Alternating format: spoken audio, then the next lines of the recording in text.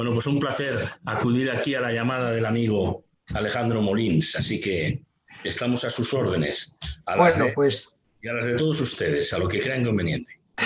estupendo. Bueno, pues muy buenas tardes y gracias a todos por asistir a esta segunda sesión del seminario sobre la transición, y gracias especiales, porque sé el jaleo que tiene, a Manuel Campo Vidal por acompañarnos esta tarde. La ventaja con él es que no hace mucha falta presentarle, pero bueno, sí hay cosas que quizás no todos conozcamos de Manuel. Primero, en su formación, tiene una formación muy humanística porque es ingeniero, es sociólogo, doctor en sociología y es periodista, que es quizás la faceta más conocida. Ha sido director de Antena 3, trabajó en Televisión Española, ha dirigido canales públicos y privados y actualmente está embarcado en distintos proyectos, entre ellos uno de tipo educativo, de educación superior. Manuel además tiene también para nuestro seminario dos ventajas. Primero, ha grabado recientemente y entregamos como material de acompañamiento para el seminario una serie que abarcaba básicamente el proceso de la transición, y luego ha trabajado en distintos documentales y series que varias de ellas tienen que ver también con el proceso de transición. Pero quizás sea menos conocido que también él fue, en esa película coral que fue La Transición, fue un actor con cierto nivel de importancia en Cataluña, especialmente, que es la tierra donde se formó y donde trabajó política y universitariamente, y fue un actor en la parte de la transición que afecta especialmente a Cataluña. Luego ya se vino a vivir a la capital del reino y aquí lleva ya una temporada larga. Entonces, sin más, le cedo la palabra a él. Él lo que me ha hecho mucho hincapié es que le interesa, si hemos visto esos capítulos, le interesa mucho más la parte de debate y que está luego a nuestra disposición. Con lo cual, Manuel, te cedo los trastos y cuando quieras, pues empiezas. Muchísimas gracias. Gracias por la presentación. Bueno, es verdad el currículum académico que dice Alejandro. Yo soy ingeniero técnico en electricidad, pero les adelanto que si se va la luz, no cuenten conmigo porque no tengo más que el título después de haberlo aprobado, claro, y haberlo aprobado legítimamente, y no como otros que lo hacen en 3 o 4 meses, ¿no? Yo lo hice durante los años que correspondía. Pero es verdad que eso lo hice en la Escuela Politécnica de Cataluña. Yo soy un aragonés de habla catalana. Cuando tenía yo 9 años, mis padres emigraron a Barcelona, yo con ellos, y el día que cumplía 30, pues ya estaba en el ejercicio del periodismo, emigré de Barcelona a Madrid y después procuramos ser ciudadanos de toda España y ciudadanos globales, ciudadanos de todo el mundo. Tenemos una gran relación con América Latina y a mí me sorprende que cuando voy y hago una conferencia, pongamos por caso, en el Tribunal Electoral de Panamá, invitado por ellos, o en Bolivia recientemente por una cámara de comercio, la de Santa Cruz, eso fue el 8 de enero, de febrero de este mismo año, hay una admiración especial hacia España, más de la que creemos, y hay al mismo tiempo una admiración también por el proceso de transición.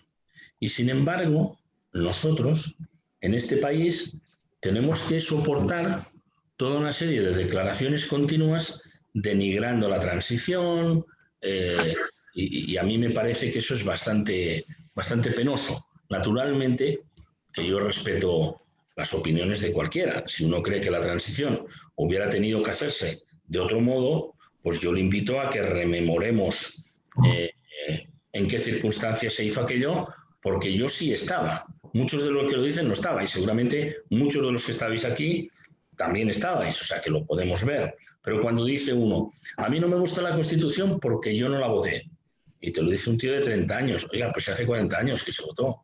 Entonces usted lo que me está diciendo es un dato administrativo, es más joven, no sabemos si la hubiera votado o quizá no la hubiera votado, está en su derecho de no haberla votado.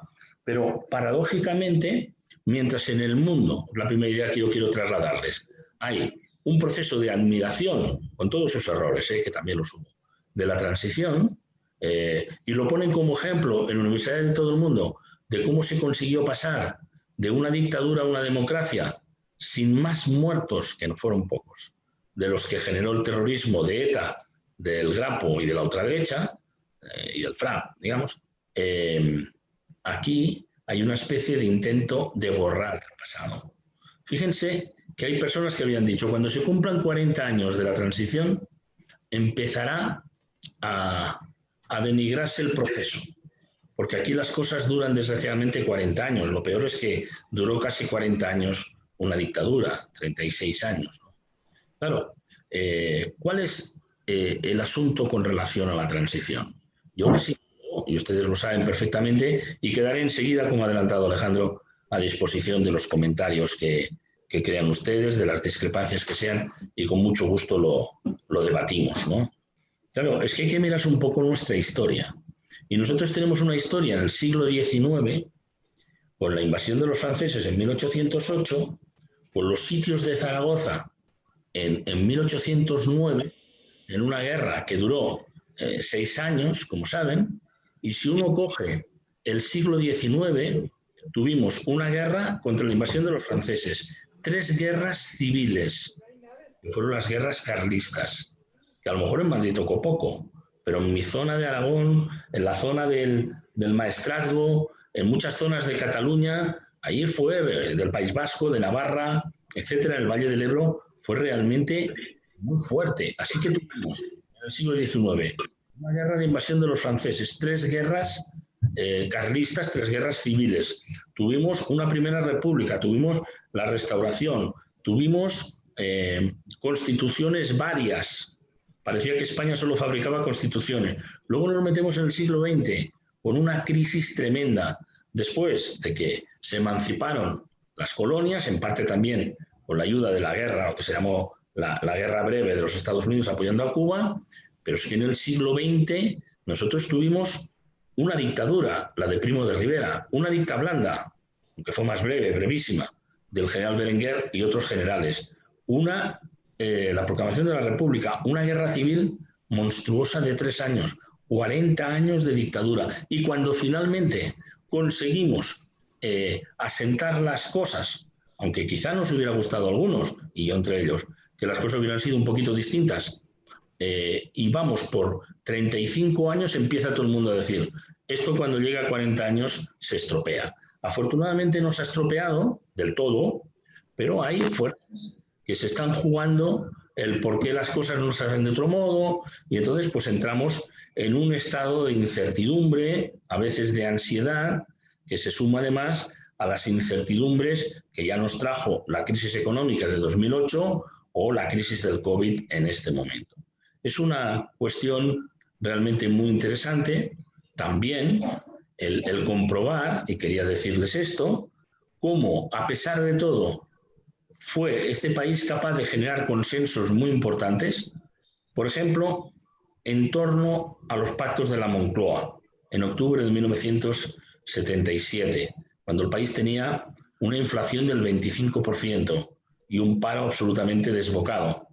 Y cómo se hizo ese consenso para la transición, pero básicamente representado en los pactos de la Moncloa y después en la aprobación de la Constitución, de una forma ampliamente mayoritaria, y ahora 40 años después son incapaces en las Cortes de ponerse de acuerdo, aunque solo sea para cuestiones tan urgentes y tremendas y desafiantes de la vida cotidiana diaria como es la COVID. ¿Qué ha pasado? ¿Cómo se ha degradado de esta manera el compromiso de mucha gente que está en la política? Es otro de los interrogantes que a mí me llama la atención, porque es verdaderamente muy curioso. No tenemos terrorismo en este momento, por suerte, porque aquellos años fueron realmente estridentes, inaceptables lo que allí sucedía, pero sí tenemos una tensión permanente de ponerlo todo en cuestión y sobre todo de no tener, permítanme que lo diga así, se pueden imaginar ustedes que si me comprometí en la batalla en favor de la transición democrática, no les estoy hablando desde posiciones, digamos, conservadoras ni mucho menos ultraconservadoras, pero hay que tener el patriotismo suficiente para llegar a acuerdos en defensa de la ciudadanía. Y eso no lo estamos viendo. Y yo pertenezco, como seguramente muchos de ustedes, a una sociedad civil pues bastante desencantada de que haya esta incapacidad para llegar a acuerdos en torno a asuntos fundamentales y que parece que el acuerdo en este país se haya transformado en algo pues, que sea punible y en algo que sea un desprestigio. Y todo el mundo pactar parece que sea un sinónimo de traicionar. Y a mí me parece que esto pues, es francamente bastante penoso. Y una tercera cuestión que les quería decir. Yo tengo hijos de varias edades, unos ya mayores, e incluso alguno de mis hijos fue alumno en un momento determinado de Alejandro Molins, ¿no? en el tema de comercio internacional, y de ahí nos conocemos. Pero fíjense que los chicos no saben quién es Adolfo Suárez, no saben lo que fue la transición, Franco les queda al fondo. Realmente me parece que uno de los errores más graves que se cometió aquí fue borrar la historia, disimular la historia, transferir en exceso la historia, y cada comunidad autónoma se ha escrito, reescrito e inventado la suya. Y eso es realmente, yo creo que muy lesivo, porque no hace falta ser un nacionalista español. Yo no me siento así, pero no necesariamente tienes que ser un nacionalista vasco o un nacionalista catalán. Y se lo digo yo, que he sido miembro de la clandestina Asamblea de Cataluña. Entonces, que nos reuníamos en los conventos y a veces pues había detenciones. Pero no se lo estoy diciendo de detenciones de aversión ninguna, ni hacia las lenguas. Soy aragonés de habla catalana, mis padres hablaban catalán entre ellos, y yo hago programas y escribo en catalán también, por lo tanto, no hay ninguna animadversión, pero me parece que es muy grave esa desintegración por la vía de la educación, que puede ir a más, que nosotros hemos tenido en torno a este acontecimiento verdaderamente histórico y trascendental como que fue la transición, y que se resume en una obra de ingeniería política para, a partir de unos requiebros jurídicos que solamente un personaje como Torcuato Fernández Miranda era capaz de imaginar, pero que, como decían ellos, de la ley a la ley, se pudiera pasar a un régimen que terminó siendo democrático, mucho más democrático de lo que ellos querían. Porque desde luego, en aquel año que tengo grabado día a día, de 1977, las elecciones fueron el 15 de junio, hasta que llegó el famoso Sábado Santo y se legalizó el Partido Comunista, pues no estaba claro que a esas elecciones del 15 de junio fuera a participar todas las fuerzas políticas presentes. No solo participó el PC, también se autorizó en el mes de mayo fuerzas a la izquierda del PC, que decían ser pro-chinas unas, el Partido del Trabajo, etcétera, etcétera. Yo creo que estos son los ejes fundamentales que resumen unas tensiones verdaderamente muy importantes. Con todo, déjenme decir, con sus imperfecciones, que las tenía, y con un sistema electoral en el que hay una sobrerepresentación evidente de muchas fuerzas nacionalistas, siempre se ha quejado Izquierda Unida que el PNV tenía 5 o 6 diputados e Izquierda Unida 1, cuando multiplicaba Izquierda Unida los votos del PNV. Pero eso es por la representación que se marcó, es decir, con muchas imperfecciones de esa ley electoral, con muchas imperfecciones, que duda cabe, pero aquí se ha hecho una Constitución que ha aguantado 40 años o 42 años, que no es poco y que no hay que aferrarse a ella como si no hubiera nada más.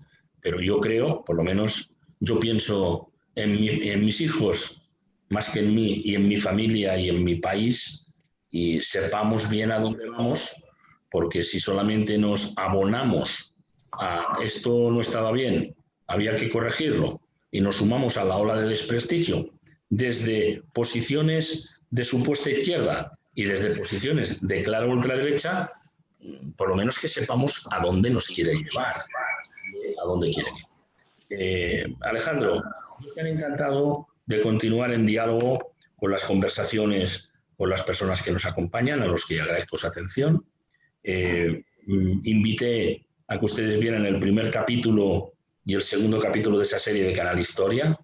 Pueden verlo todavía, si no lo han visto, pueden entrar en la plataforma de Next Educación, porque pedí a Canal Historia que me cediera esos derechos y por eso se lo he podido pasar a ustedes y lo pueden seguir viendo ahí.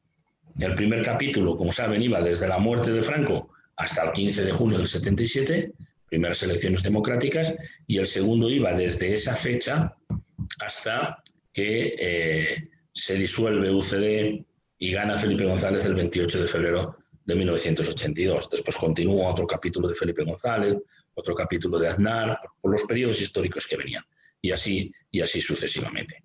Así que con mucho gusto quedo a su disposición para intentar ampliar, responder, comentar y mantener el debate de una historia de la que seguramente muchos de los aquí presentes fueron también protagonistas, porque todos, en la medida que pudimos, por nuestro sentimiento democrático, pues éramos extras de aquella gran película que tuvo unos actores extraordinarios en todas las fuerzas políticas. Yo, desde luego, era muy joven, pero me siento muy orgulloso de haber sido un extra en la película. Y además me permitió, en mi condición ya de periodista, de un periódico relativamente progresista, para lo que se podía ser relativamente progresista entonces, el Telexpress en Barcelona, pude seguirlo también como periodista y pude conocer personalmente prácticamente a todos las primeras figuras, ¿no?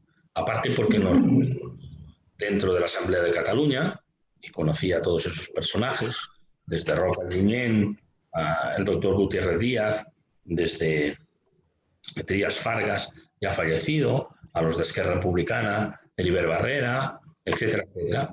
Pero también como periodista pudiendo entrevistar a muchos de todos ellos, con lo cual, cuando hablo de todo esto, en realidad estoy hablando de la historia de mi vida, que seguramente pues es la historia también vivida intensamente por muchos de ustedes. A su disposición.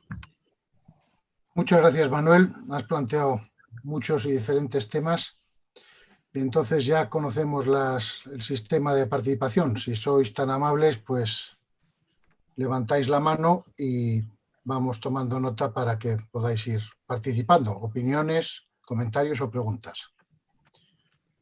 Adelante, Andrés, que eres el primero que lo has levantado, o el primero que he visto. Hay un asunto que yo lo desconozco, es cómo, quién y qué directivas se le dan a los 7 constituyentes. ¿Por qué se cogen esos 7 y quién los elige? Bueno, hay un consenso que se hace en las Cortes, siempre con una predominancia del partido gobernante en aquel momento, que era la UCD de Suárez. Como saben, en ese momento eligieron a 3 personas, espero acordarme de todas: Miguel Herrero de Miñón, que era un personaje, un gran jurista, por cierto, era el que encabezaba, digamos, este grupo. En el caso del Partido Socialista es Gregorio Peces Barba, porque era un catedrático, no sé exactamente si de Derecho Constitucional, pero una persona de gran calado jurídico, que tenía la oportunidad, digamos, y la confianza, en ese caso, del presidente del gobierno. Y que les voy a decir otra cosa. ¿Por qué? Me estaba preguntando Andrés. Y porque era católico. Y de alguna manera la Iglesia le tenía una cierta confianza de que tener un católico allí no iba a generar. También había otros católicos en las filas de UCD. Estaba Gabriel Cisneros, como saben, y estaba el que fue ministro de Exteriores recientemente fallecido, Pérez. Ahora me refrescarán el nombre ahora, ¿eh? Me refrescarán el nombre. Gracias. Pérez Llorca. Pérez Llorca, gracias. Pérez Llorca, efectivamente. Entonces eran los 3 de UCD. Había uno del Partido Socialista, que era Gregorio López Barba. Había otro del Partido Comunista, que era ni más ni menos que el profesor Jordi Soletura. Jordi Soletura fue un personaje extraordinario desde el punto de vista intelectual, desde el punto de vista político y desde el punto de vista humano. Tuve bastante amistad con él. Ya era conocido cuando estudiábamos en Barcelona. Yo no era alumno suyo porque él estaba en la Facultad de Derecho, pero era un personaje muy activo, enormemente comprometido, había estado exiliado, tenía una vida muy interesante. Es una persona que trabajaba en la panadería de sus padres y empezó a estudiar bachillerato cuando tenía 18 años. se hizo el bachillerato en un par de años, después se hizo la carrera de Derecho, tuvo que exiliarse por su vinculación al PSUV, que era la rama catalana del PC, y es un hombre de un prestigio científico e intelectual en el punto de vista del derecho fantástico, ¿no? Después estaba don Manuel Fraga Iribarne. Y don Manuel Fraga Iribarne, que representaba, fíjense, había un ex ministro de Franco aquí, que era Fraga. Así que fíjense ustedes cómo era la situación. Si yo hago la cuenta, a mí me salen 3, 6, y debía haber un séptimo. Y ese séptimo era Roca Junyent, en representación de las fuerzas, digamos, nacionalistas, representando a lo que entonces se llamaba la minoría catalana. ¿Y por qué estos 7 y no hubo más? Pues mire, Andrés, primero porque el PNV declinó participar. Dijo, no, ya me representa Roca Junyent, y si me gusta votaré, y si no, no. Y al final votó que sí, se abstuvo en algunos puntos. Era muy del estilo de Arzallus, que era quien mandaba en aquel momento. En el caso de Fraga, pues él votó que sí a la Constitución, participó activamente, desde luego, en su redacción, pero votó en contra, que yo recuerde, del punto 8º, que era el de las autonomías, del título 8º, que era el de las autonomías. Miren, yo tuve la inmensa suerte de estar dentro del Congreso el día que se aprobó, la tribuna de prensa, obviamente, en el día que se aprobó la Constitución. La Constitución se aprueba primero en el Congreso, como todas las leyes, después va al Senado, vuelve al Congreso, y después, un día no se vota, simplemente se ratifica o se toma nota, y después va al referéndum del 6 de diciembre, que todavía celebramos, el 6 de diciembre de 1978. El día que se votaba en el Congreso de los Diputados, yo todavía era periodista en Barcelona, la tribuna del y créanme que fue un espectáculo político, personal e histórico extraordinario. Cuando dijeron Ibarruri Flores, se oyó un sí atronador en el hemiciclo. Le salió del alma. Cuando se empezó a llamar, porque les llamaban uno por uno, a los de Alianza Popular, había una expectación espectacular. Tenían entonces 16 diputados y se fragmentaron hasta el punto, allí mismo fue el divorcio, entre 8 que votaron que no, Licinio de la Fuente, Martínez Emperador, que había sido presidente de la Diputación de Madrid, etc. Y en cambio votaron que sí Manuel Fraga Iribarne, aunque había hecho unos votos previos que no al título 8º, López Bravo, que falleció después en un accidente de aviación, como recordarán, y López Rodó. Yo recuerdo que cuando López Rodó, don Laureano, que era el más acreditado representante del Opus Dei en España, en los gobiernos, que nosotros conocíamos, dijo, López Rodó, don Laureano. Y él hizo una paradita técnica, como cuando, si a alguno le gusta el fútbol, Kubala iba a chutar el penalti, lo que los brasileños llamaban una paradiña. Aguantó ahí 3 segundos escénicos, se abrochó la americana y dijo, sí. Y yo a mi compañero de escaño, estaba por allí Pepe Oneto, de la tribuna de prensa, estábamos sobre los escaños, yo le dije, el Opus Dei ha aceptado, como sería regañadientes, ¿no?, pero ha aceptado la Constitución. Allí aquello se resquebrajó y se cuadró. Yo creo que estos señores, los 7 magníficos que les llamaban, hicieron un trabajo jurídico interesantísimo. Y desde el punto de vista político también. Ahora, todo el mundo sabe, Andrés, que al final, cuando las cosas se atascaban, hay un famoso restaurante en Madrid en el que al final acudían Alfonso Guerra y Abril Martorell, el uno por el Partido Socialista y el otro por la OCDE, a tratar de desatascar las cosas. Es decir, que la redacción de la Constitución tuvo estos 7 redactores, tuvo aquellos 2 desatascadores, y cuando hablamos de la transición, yo recuerdo, para hacer estos documentales, que en una conversación particular con Alfonso Guerra, me dijo, y no se olvide usted nunca del cardenal Tarancón. No te olvides del cardenal Tarancón porque él hizo un trabajo verdaderamente extraordinario. Bueno, eso es lo que hay. Se eligieron a estas personas y seguramente dentro de la UCD, Andrés, pues estaban representados pues incluso tendencias, pero desde luego se aseguraron de que fuera allí una gente con una capacidad jurídica extraordinaria. Fíjense, Herrero de Miñón era una persona que era letrado de las Cortes o letrado del Consejo de Estado y tenía esa circunstancia. Allí había un tecnócrata como Pérez Llorca, siempre se dijo que vinculado relativamente a, bueno, a través de sus despachos, sobre todo, a intereses norteamericanos, y que estaba Gabriel Cisneros, que era un jovencito militante del movimiento con Martín Villa y tal, o sea que estaba dentro de la UCD, que era una coalición de partidos, ¿no? Que estalló quizá porque acabó la transición. Una vez me dijo José María Aznar, es que la UCD en su objeto social, como las empresas, en su objeto social ponía hacer la transición y cuando la acabaron o contribuyeron a ella, pues ya no tenía nada más que hacer. Así que probablemente en UCD compensaron las tendencias. El PSOE le mandó, pensó que con una voz allí ya era suficiente.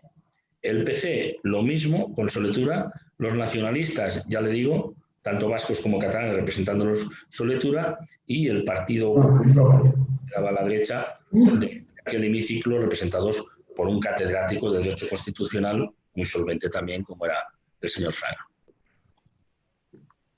Muy bien, muchas gracias, Manuel. José Aceituno. Hola, buenas tardes. Bueno, yo quería comentar, ahora viendo de nuevo aquellos capítulos de la transición, sobre todo los más dramáticos, a mí desde luego el que más me ha impactado fue la semana en la que se permitió o se legalizó el Partido Comunista de España.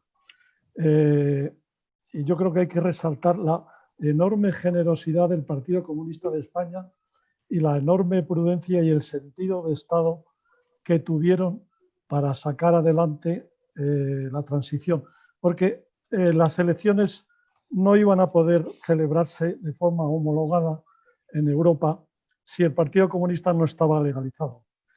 Por otra parte, Suárez, que era un hombre muy valiente, pero veía con miedo lo que podía suponer esa legalización de cara a los militares. Santiago Carrillo, evidentemente, jugó fuerte y se presentó en España porque tenía que forzar esa legalización.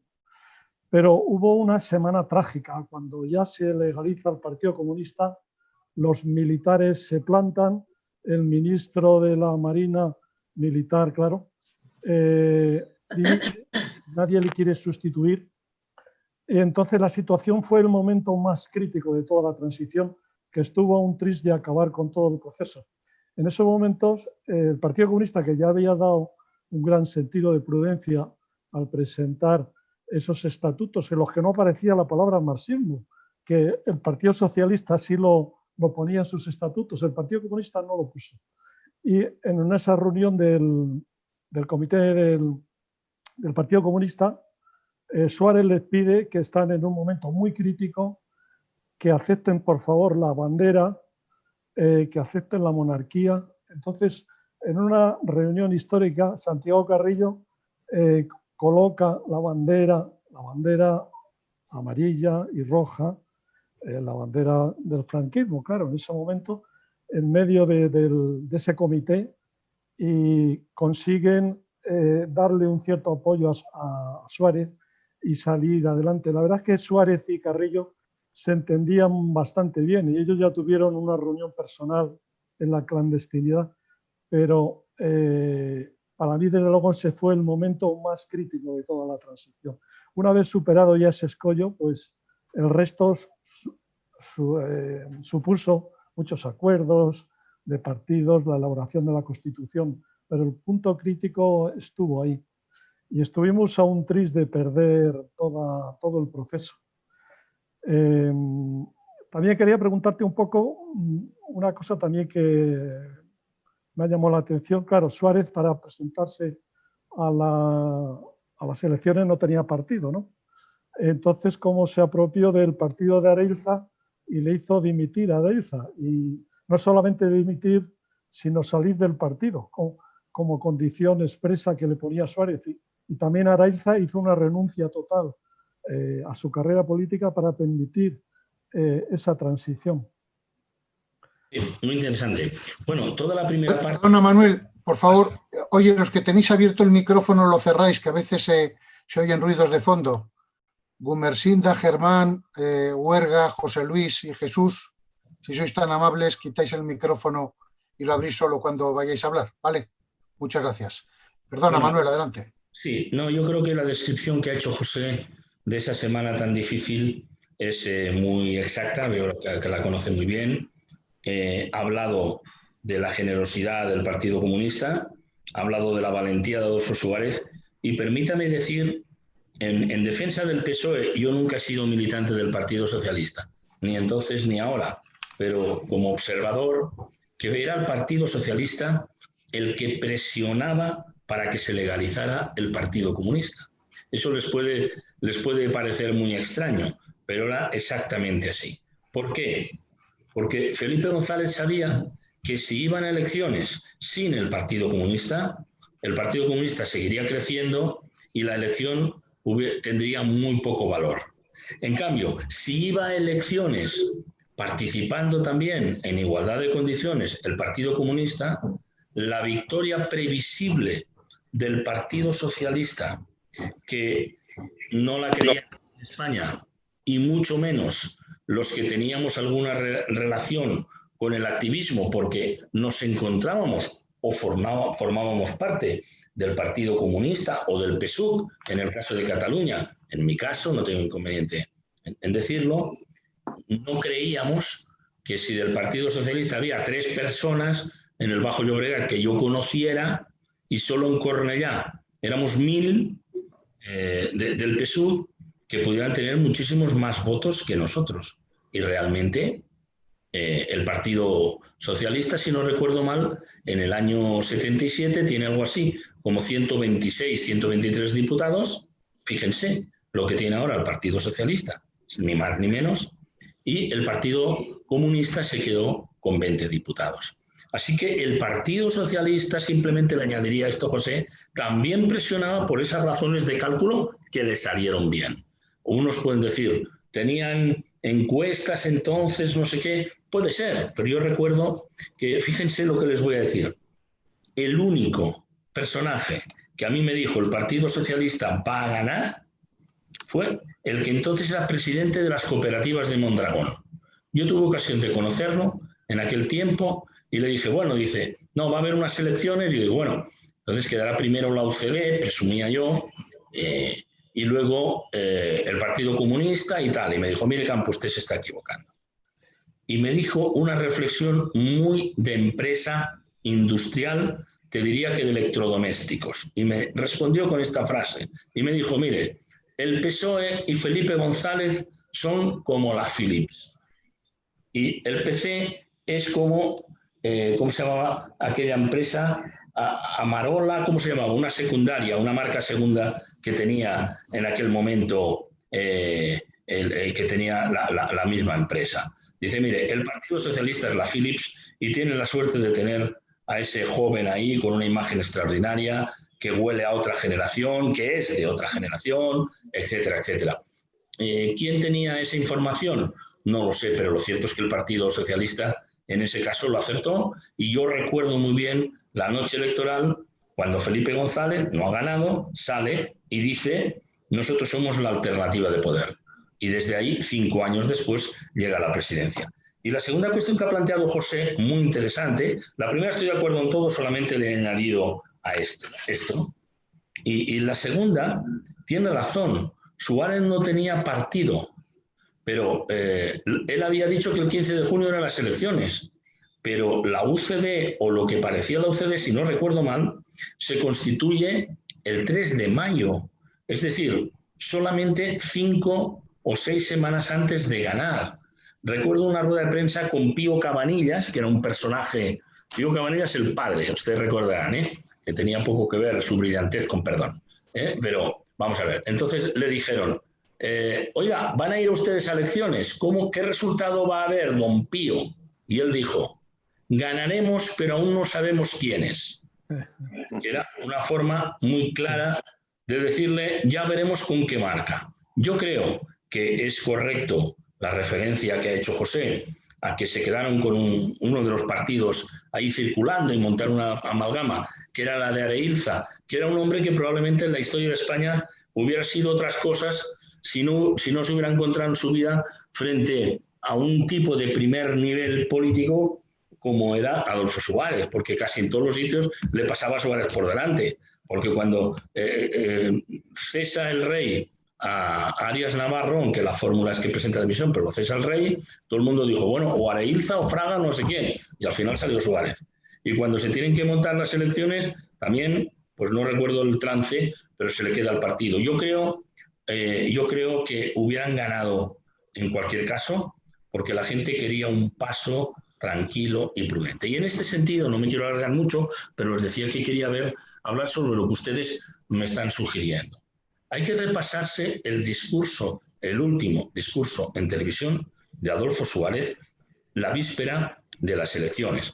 No la víspera, sino la antevíspera.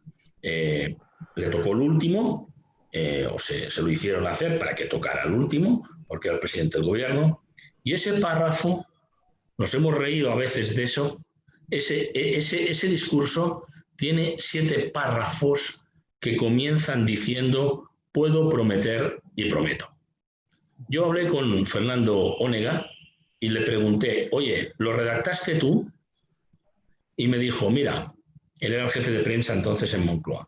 Me llamaron al despacho del presidente, llegué allí, estaba él con Gutiérrez Mellado y él me dijo, vamos a ver, Fernando, yo quiero hacer un discurso, una última intervención en la que le diga a la gente y pueda convencerlos con mi discurso de que si yo les prometo una cosa es que la quiero cumplir, que no lo digo por decirlo, que no lo digo por decir y aquí entonces pasaremos a ser la primera o la tercera o la quinta potencia del mundo. Somos lo que somos. ¿Cómo lo podemos hacer? Y él, yo creo que con generosidad, Fernando me dijo, bueno, yo le puse la letra, pero él le puso la música. Entonces, si ustedes repasan esos 7 párrafos, hay uno en el que dice, puedo prometer y prometo que si gano las elecciones llevaré a España o promoveré en las Cortes la redacción de una nueva Constitución democrática. Eso desmonta todas las personas, sobre todo desde la derecha, que le han estado diciendo Suárez traicionó el régimen porque lo mandaron por una cosa, Suárez traicionó al régimen porque venía del movimiento, eso ya lo sabemos, Suárez traicionó a todos porque fue unas elecciones y además luego entonces abrió un proceso constitucional. Léanse el párrafo que dice puedo prometer y prometo que iremos y promover en las Cortes una reforma constitucional. Eso es lo que ahí sucedió. Y crearon ese partido ómnibus, pero eso duró 4 años, hasta el año 82, en el que se desintegró, porque allí entraron todos, como ustedes saben, liberales, socialdemócratas, estaba Fernando Ordóñez, liberales como Calvo Sotelo, gente del mundo empresarial, desde luego como él, democristianos y lo que llamaban entonces azules. Y azules eran los que habían llevado la camisa azul. Léase el propio Suárez, pero léase Martín Villa o Gabriel Cisneros, entre tantos y tantos como acabamos de citar. Gracias, Manuel. Luisa, cuando quieras. Sí, una pregunta de logística nada más. Yo tengo idea de que el presidente de la Comisión Constitucional fue Emilio Atar Alonso. Este señor me ha parecido observar a lo largo de la historia que ha sido ignorado o por lo menos nunca se le ha nombrado. ¿Hay alguna razón? No, no creo que hubiera alguna. Yo creo que Emilio Atar efectivamente presidió, creo recordarlo como usted, la Comisión Constitucional, y eso fue muy importante. No dejaba de ser, digamos, un trámite importantísimo, y tuvo que poner mucha paz allí él y tuvo un papel muy importante, Pero bueno, estábamos conociendo personajes. Y entonces, si me permite algo y no le parece frívolo, es que no cabía en los titulares. No me lo tome como una frivolidad. Porque, que no cabía en los titulares. Que no cabían los titulares. No cabían los periódicos porque había un Adolfo Suárez que ocupaba mucho, un Gutiérrez Mellado que estaba allí, un Martín Villa que estaba allí, un Leopoldo Calvo Sotelo que estaba allí, un Felipe González y Alfonso Guerra que estaban ocupando espacio, un Santiago Carrillo y también Jordi Soletura y Ramón Tamames, que entonces era muy importante, no lo olvidemos, que estaban ahí con Fraga, con Areilza, etcétera. Es decir, había una docena de personajes muy importantes. Y lo más destacado de aquella época, no sé si estarán ustedes de acuerdo, es que no solamente eran muy buenos los de la primera línea, es que eran muy buenos los de la segunda línea y los de la tercera línea. Es que había unos equipos realmente espectaculares y se han cometido muchas injusticias porque se ha olvidado a muchos de la segunda línea y probablemente entre ellos a Emilio Atar, como usted está señalando, de la segunda o de la tercera línea. Pero claro, todo el mundo decía, es que Felipe González era extraordinario. Y yo creo que sí, era un personaje muy preparado que había tenido la responsabilidad de ser secretario general del Partido Socialista con 32 años. Así que cuando llega a la presidencia del gobierno con 40, ya tiene un recorrido, pero que lo han cuidado especialmente. Había estudiado 6 meses con una beca que le consiguió un democristiano de Sevilla, por cierto, en Lovaina, y de ahí que él hable francés, pero que lo habían cuidado Willy Brandt y lo habían cuidado el canciller austríaco Kreisky y todos otros porque era la gran esperanza blanca. Y así lo demostró y tenía un conocimiento de la política internacional, no solo de la política latinoamericana, como poquísimas personas. Pero claro, es que detrás de Felipe González estaba inmediatamente Alfonso Guerra, pero si íbamos al plano económico estaba Carlos Olchaga, que era un catedrático de economía muy destacado, y estaba Miguel Boyer, y estaba Ernest Lluch, nuestro querido y añorado Ernest Lluch, que asesinó ETA y que fue un gran ministro de Sanidad, un profesor también y catedrático después de Economía. Es decir, y cuando salía el Partido Comunista, Carrillo era muy importante, pero salían Soletura, salía Ramón Tamames, como hemos dicho, salía Nicolás Sartorius, y cuando hablamos de Suárez, pues estaba Abril Martorell. Solamente le conocí un día, le conocí de saludarle y de verlo pasar, pero solamente lo entrevisté una vez en Televisión Española, una entrevista de 10 minutos, se llamaba Punto y Aparte, y yo salí con el convencimiento, créanme, de que era la cabeza mejor amueblada de la derecha española, pero en aquel grupo tenía, sí, con una capacidad estratégica, no era nada brillante, pero tenía las cosas enormemente claras. Abril Martorell, pero claro, estaba Gutiérrez Mellado, cuidado. Gutiérrez Mellado ha sido un señor que prestó realmente con sacrificios personales y con el repudio de buena parte de sus compañeros de armas, que lo denigraron hasta el límite. Él sí tuvo oportunidad de conocerlo mucho más y él aguantó estoicamente todo aquello porque tenía un gran sentido, digamos, del patriotismo. Había gente muy buena en casi todos los partidos. Por lo tanto, probablemente de esas segundas y terceras filas, algunos no afloraron tanto a los titulares y a los periódicos, y entre ellos está Emilio Atar. Pero no creo que hubiera ninguna razón especial más que, si me permite, el overbooking de figuras emergentes y brillantes que por suerte contábamos entonces, que no ahora, dicho sea de paso. Estoy deduciendo que ahora tenemos unas figuras bastante más deficientes que entonces. Bueno, yo creo que es un consenso generalizado, ¿no? No es una opinión, yo desde luego lo digo. Hay gente brillante en este momento, en la política, como en otros momentos, pero no abundan.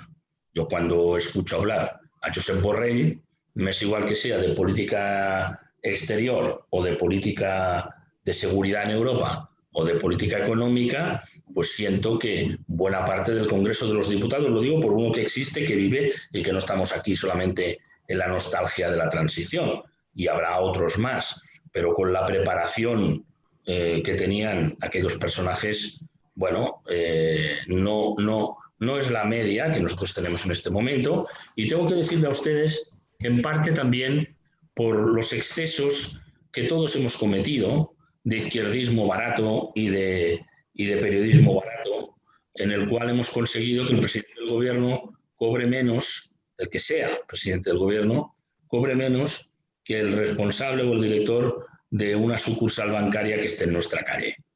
Entonces, toda la gente que tiene una capacidad ejecutiva y una proyección profesional no se pone a una carrera dejándolo todo por el camino y luego que a lo mejor no pueda enviar a estudiar a sus hijos al colegio británico. Permítanme que lo resuma en esto, pero quiero decir, esto hemos sido muy exagerados en esta cuestión. Pues los políticos cobran mucho, algunos sí. Desde luego, más que el presidente del gobierno cobra cualquier conseller, ya no digo el presidente de la Generalitat de Cataluña, muchos presidentes de diputación de distintos partidos en España, la alcaldesa de Barcelona, etcétera, etcétera. O sea que hemos hecho muy difícil el acceso de los profesionales mejor preparados, que no se trata solo de eso, porque esto no es un concurso de académico, ¿no? Pero que también es muy importante que haya personas, o sea, mírense la Comunidad de Madrid, mírense la Comunidad de Madrid, miren, piensen en los cargos institucionales de la Comunidad de Madrid y piensen en el señor Almeida. Bueno, el señor Almeida es un abogado del Estado.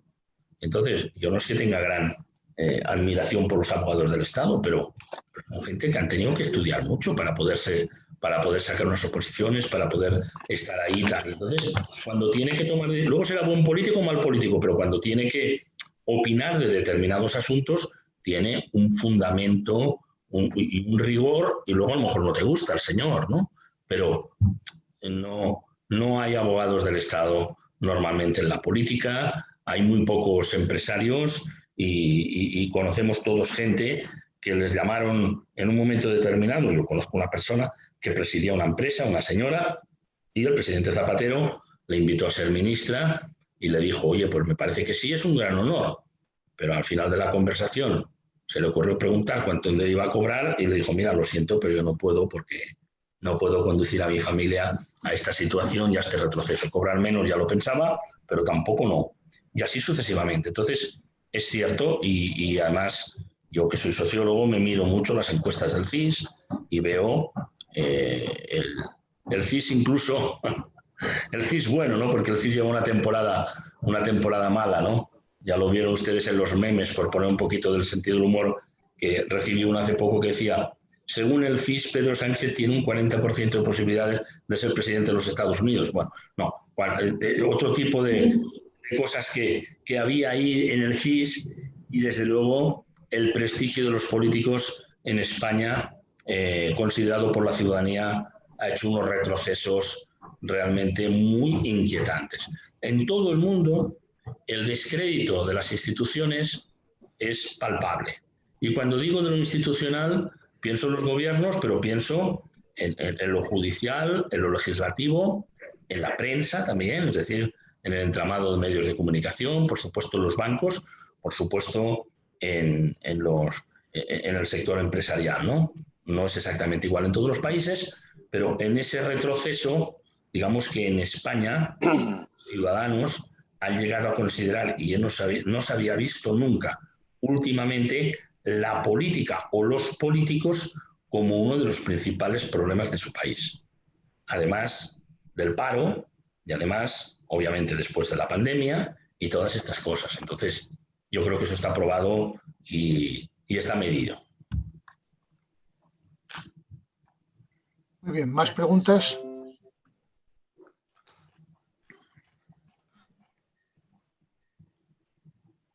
Sí, si no os importa levantar la mano, José Luis, adelante, pero levantar la mano que aparezca aquí en la pantalla porque a veces no se ve bien la mano.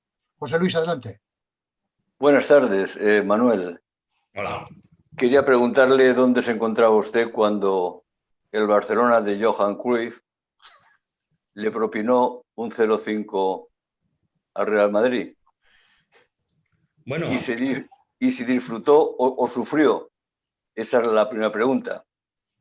Y la segunda pregunta sería, ¿qué es lo que ha roto el consenso entre Cataluña y Madrid para que estas dos oligarquías estén ahora tan enfrentadas? ¿Quién ha sido el que ha roto el fuego? por qué hemos llegado a este punto. Bueno, respecto al tema futbolístico, yo tengo que decirle que sí que lo disfruté, se lo confieso, pero también le tengo que decir que tal como ha avanzado todo esto, yo cada vez me hago más del Huesca, que además es un equipo azulgrana y que es el equipo de mi provincia. Usted sabe que los de Huesca somos tan educados que subimos a Primera División a saludar. Ya lo hicimos hace 2 años, luego volvimos a bajar y ahora me he vuelto a pasar por aquí y no sé yo si no tendremos que retirarnos otra vez porque somos los últimos de la clasificación. O sea que, bueno, futbolísticamente por ahí andábamos, ¿no? Yo he sido niño en Barcelona y obviamente pues era mucho más del Barcelona que del Real Madrid. Pero últimamente ya muchas cosas no me gustaban mucho. Eso no creo que tenga más trascendencia, ¿no? La otra cuestión, la ruptura entre Cataluña y Madrid siempre ha estado ahí. Hemos trabajado lo indecible para ver si podíamos realmente frenar esa forma de, digamos, de separación, pero aquí han sucedido muchas cosas.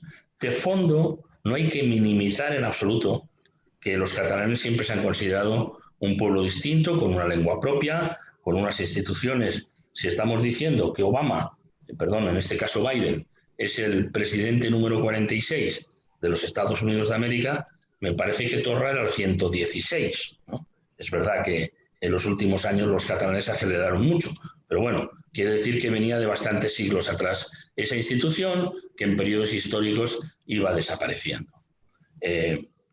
Aquí hay un problema de fondo que yo creo que no es el que usted me plantea, pero que me van a permitir decir, que es el siguiente.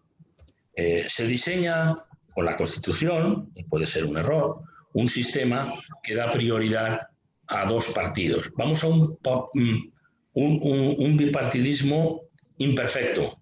Como decía un día en la tribuna del Congreso, recuerdo a Ramón Tamames, dice, oiga, ustedes hablan de bipartidismo imperfecto y la imperfección somos nosotros. Bueno, pues sí, eso es más o menos lo que se había diseñado.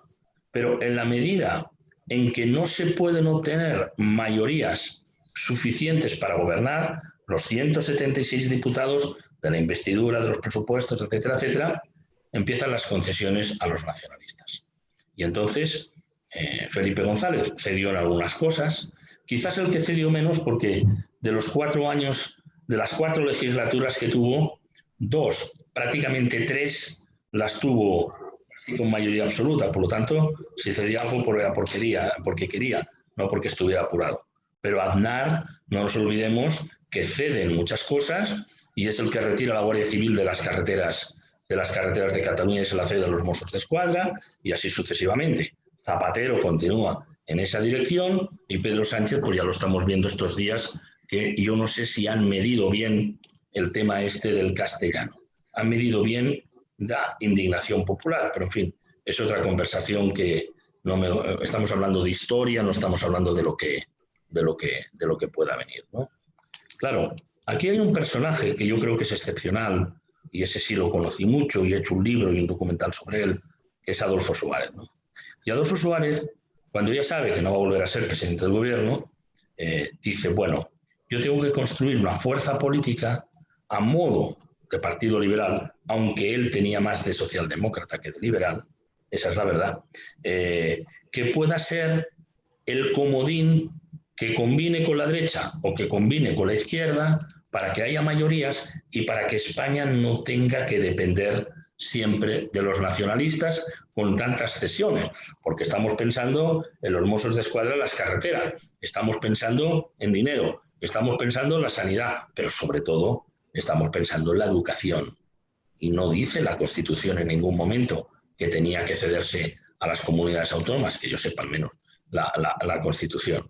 Claro, lo que pasa es que Suárez no pudo llevar a cabo ese proyecto, primero porque le falló la salud y sobre todo porque aunque llegó a obtener 19 diputados, hubieran sido una joya para combinar con otras fuerzas políticas, pero como el Partido Socialista seguía teniendo casi mayorías absolutas, pues era muy inservible aquellos 19 diputados.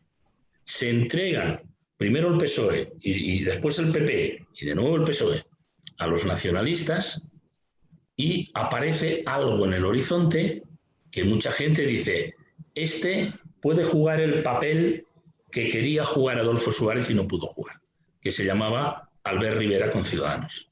Albert Rivera, yo diría que con admiración, heroicamente, durante muchos años, se defiende en Cataluña de todas las agresiones que tuvo del mundo nacionalista, él y las tiendas de sus padres, la tienda de su padre en Granollers, etcétera, etcétera.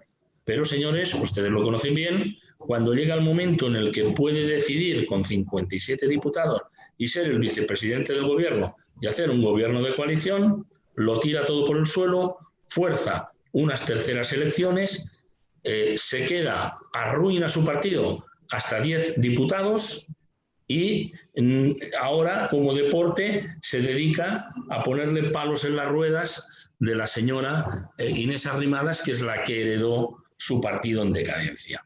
Entonces, de nuevo nos hemos vuelto a encontrar con esta situación. A base de todas esas cesiones, en esta aprobación de los presupuestos del Estado, que yo entiendo que son vitales para la estabilidad de la legislatura, para que llegue el dinero europeo, todo eso es vital y sin presupuestos no va a venir. La cantidad de concesiones que se está haciendo a los nacionalistas, tanto los catalanes como los vascos, es absolutamente espectacular. ¿Y qué más pasó, además de todo este cuadro de la situación?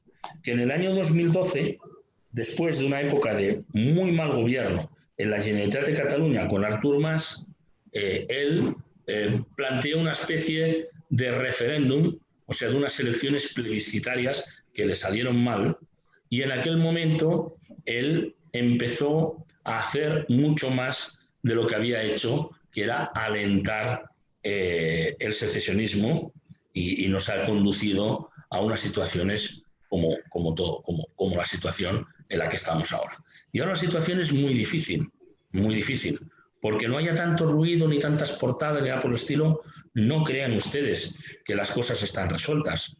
Yo, que sigo con una gran vinculación a Cataluña, conozco a muchísimas y muchísimas personas que a su vez conocen a muchísimas y muchísimas personas que lo que hacen es volverse a otra provincia, marcharse de Cataluña, profesionales que se vienen a vivir a Madrid, mis amigos cántabros se han vuelto allí aprovechando que se jubilaban, y todo eso hay una merma electoral porque se hace asfixiante vivir allí si no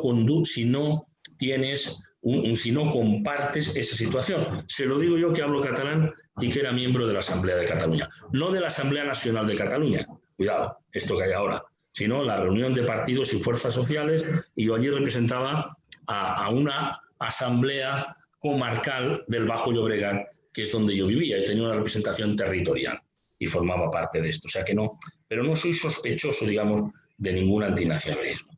Ahora la situación es muy complicada, porque hay un sector de la burguesía catalana muy amplio que vendió sus empresas, las empresas que habrían creado sus abuelos y sus padres, que simplemente están en el juego financiero, y que si hay una independencia de Cataluña en la que finalmente puedan tener un tratamiento fiscal mucho más cercano al de Luxemburgo que al actual de España, pues ya les viene bien. O sea que no crean que esto es una cosa solamente de los pueblos. Tú vas por Barcelona y si quieres ver la estelada, la ves en los barrios del Ensanche y la ves en los barrios buenos, digamos, de renta alta de Barcelona, por encima de la Diagonal. Esto es lo que hay en ese momento y la situación, digamos, es difícil. Intentos de diálogo ha habido muchos. Yo he tenido la oportunidad de participar porque me lo han pedido, como una persona que estoy aquí, pero me conocen a los de allí. Y bueno, cuando al final Jordi Évole me propuso aparecer en su programa antes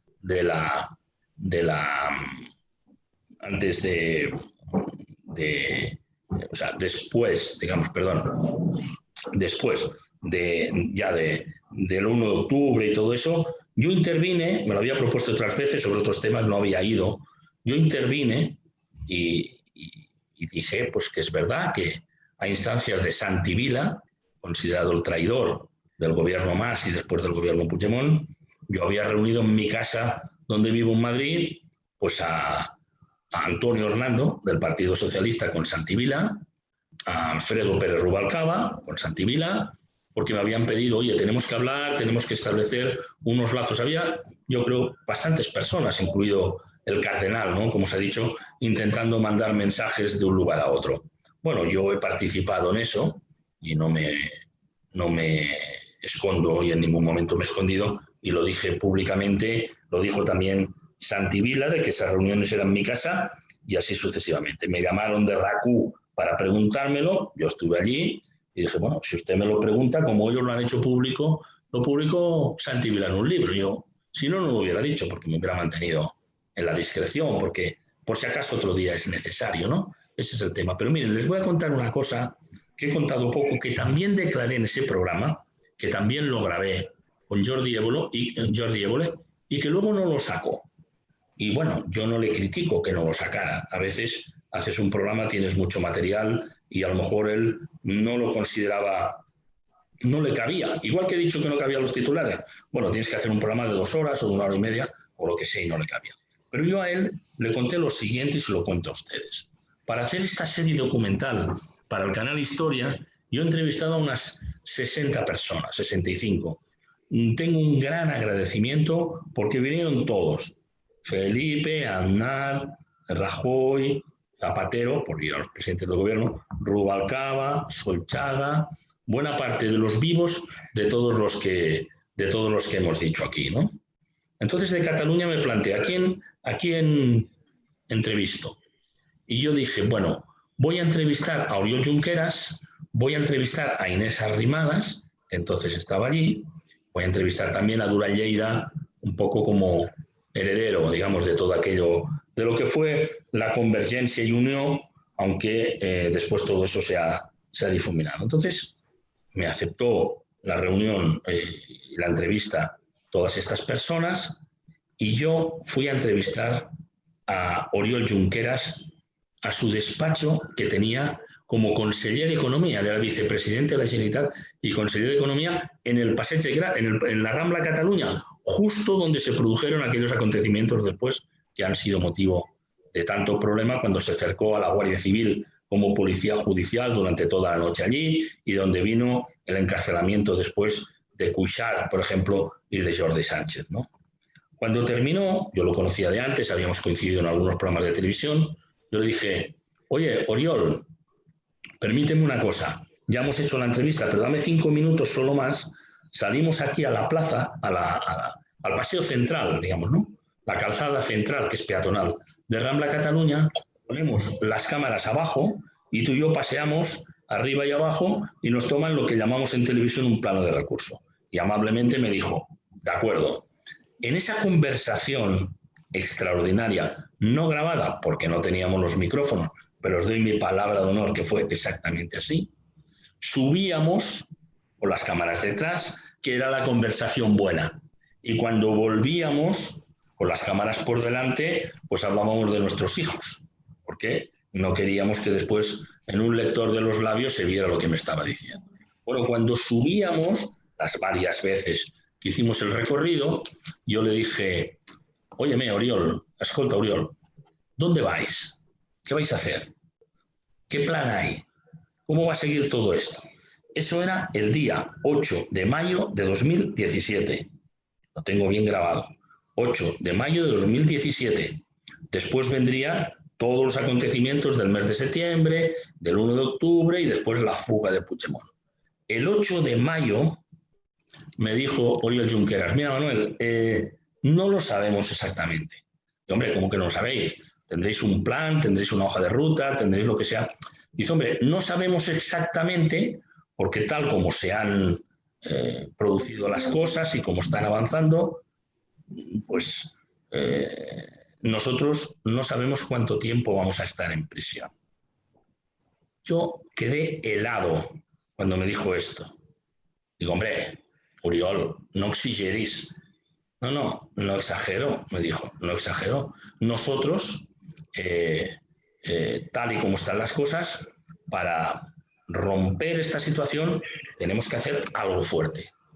Y el Estado, con sus aparatos represivos judiciales y lo que sea, va a responder. Y no sabemos cuánto tiempo tendremos que estar en prisión.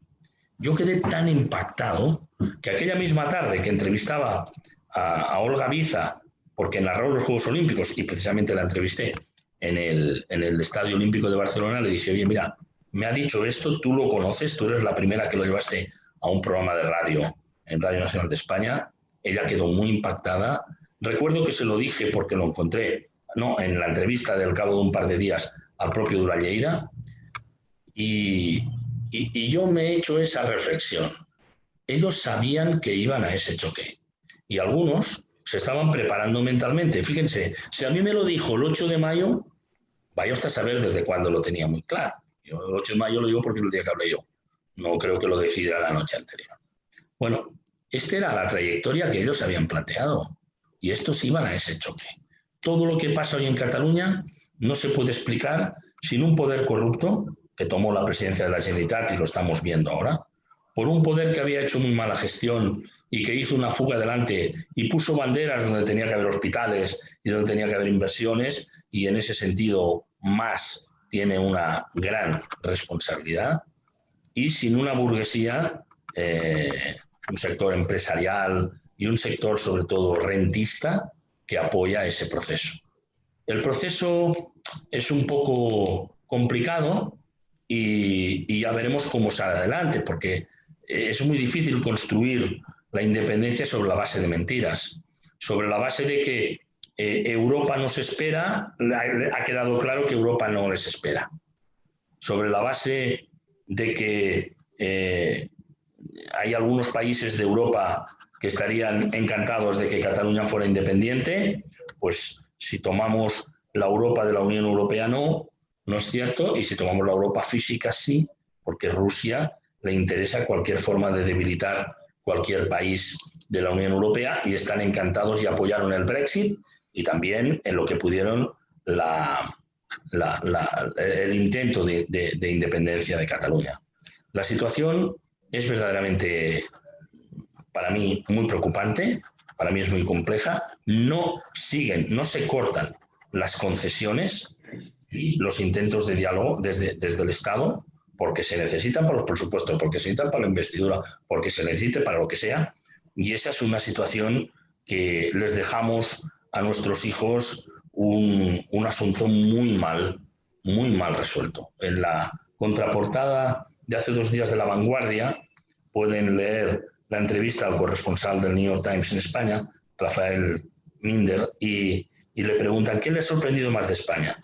Dijo, hombre, pues yo pensaba 2 cosas. Primero, que la monarquía estaba más consolidada, de lo que veo, y en segundo lugar, que no contaba con esta tensión secesionista tan importante en Cataluña, que no en tanto en el País Vasco, a pesar de ETA y a pesar de todo lo que ha sucedido. Perdón por alargarme en la respuesta, les pido perdón a todos, pero quería contarles esta conversación con Oriol, que bueno, algún día la emitirá Jordi Évole si lo cree conveniente, o yo lo volveré a declarar, porque como es verdad, pues no tengo ningún inconveniente en decirlo. Gracias, Manuel. Alfredo, no sé si habías levantado la mano.